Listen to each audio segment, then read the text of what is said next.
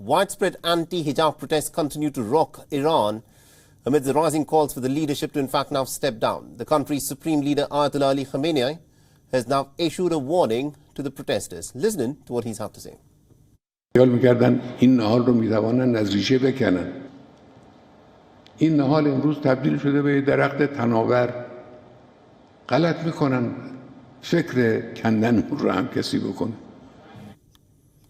The Khamenei also accused the country's enemies, including the United States of America and the State of Israel, of fomenting riots. And the warning has come after the Iranian activists have called for fresh nationwide protests, despite the brutal crackdown by the Iranian authorities that has killed dozens of people so far. Now, the Iranian government has also blocked access to internet services, as the movement has now entered into its fifth week. But the activists have issued an online appeal for a huge turnout for the protests, calling it the beginning of the end for the Iranian Ayatollah regime. Now, the appeal seeks the protesters to gather at different spots where the security forces are not present to chant a death to the dictator. Iranian government has reportedly asked the retirees of the Islamic Revolutionary Guard Corps to gather, and the country's security forces have been carrying out a campaign of mass arrests and have also detained several young activists, journalists, students and even minors to curb the stir.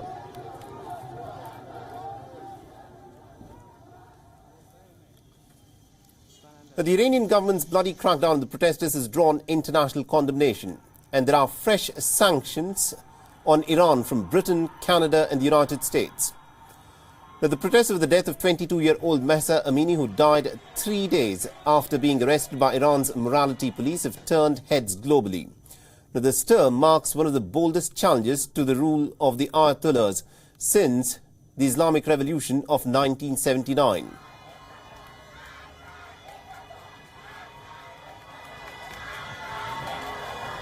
And also, American President Joe Biden said that he was stunned by the mass protests, reiterating Washington's support for the protesters. Biden called on the Iranian leaders to end the violence against the country's citizens.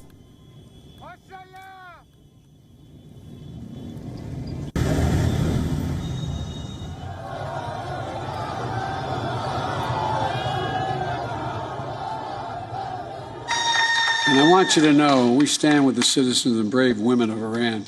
For real. For real. And who right now are demonstrating to secure their very basic fundamental rights. All right, and also to give us more insights in terms of what's exactly happening in Iran and why is it that so many thousands of women have in fact come out to protest across the country in Iran. We're being joined by Lynn O'Donnell, who's an author and a journalist, and she's joining us on this broadcast from London. Well, Lynn, thank you very much indeed for speaking to us here on WION. Now, this, of course, is a protest that has taken everyone by surprise. Now, 22-year-old Mahsa Amini, who is an Iranian Kurdish woman who died after she was taken into custody by the notorious Iranian morality police. No one expected that her death would spark a movement as what we are witnessing today in Iran. Well, indeed, I think you're right. The surprise is also that, as you say, we're entering the fifth week of these protests. They're now across all demographics of society, and they are also across all ethnic groups, very widespread across the country. And it looks also as if not only the young women who first started these demonstrations are continuing, but also very young girls in teenagers in primary schools, men and women. There are reports that men came out in one of the Kurdish areas and demonstrated and were killed by police snipers firing from roofs. So it looks to me like it's going to go on. I still don't see any centrifugal leadership. It's still very much this amorphous anti-government protest, not yet any sort of message for what comes later. What do we want? Death to the dictator? All well and good.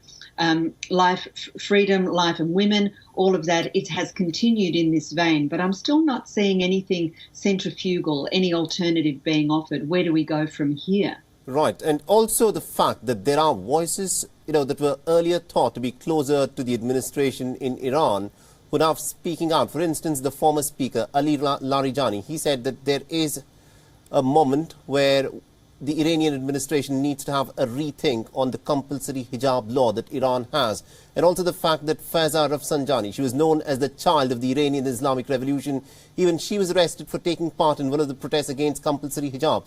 Do you think the Iranian administration at this point of time, the Ayatollahs, the supreme leaders there, will take a relook at the compulsory hijab law there?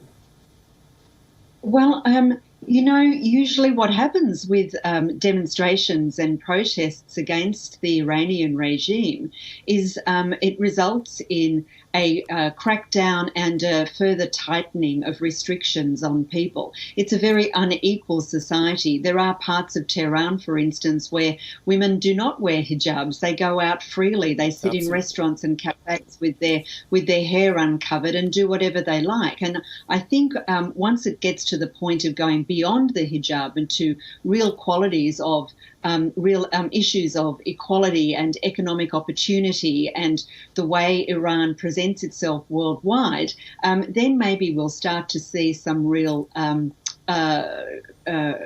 thought process, some lateral thinking within the leadership. But at the moment, I think, yeah, sure, brave voices, but what do they have to lose? It's the people who are demonstrating who have everything to lose. That's indeed correct. And we've seen these widespread demonstrations that simply refuse to die down. Now, what is interesting, Lynn, is the fact that the Iranian government, not surprisingly, has been blaming the outsiders. It's blamed the United States of America. It's also blamed the state of Israel. It's termed them as the enemies of the Iranian Islamic Revolution. And it has said that it is the United States and Israel who are behind these widespread protests. Now, the question that I want to ask you is, the fact that we've also witnessed sanctions being evoked by the United States and the European Union, do you think these sanctions are counterproductive?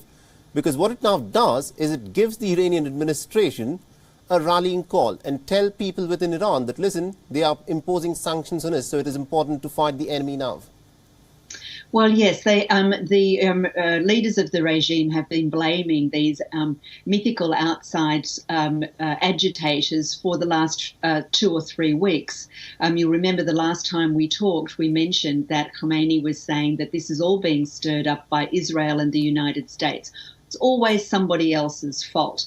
But the sanctions that the European Union and the United States are now talking about, Magnitsky-style sanctions for human rights, they've named 15 specifically Iranian leaders who are going to be slapped with financial and travel sanctions. This makes it a little bit more personal. So maybe there will be some pushback from the Iranians on this. They've already complained and said, look at what's happening. These demonstrators on the streets are injuring and hurting our security forces. There's always a pushback. There's always somebody else to blame. And we've also got to remember that the Iranian regime has been living under sanctions for a very long time. And it's not the leaders and the elite who suffer. It's Absolutely. The people. It is indeed the people. Thank you very much indeed, Leader Ali, for joining us and getting us all those insights there. WION is now available in your country. Download the app now and get all the news on the move.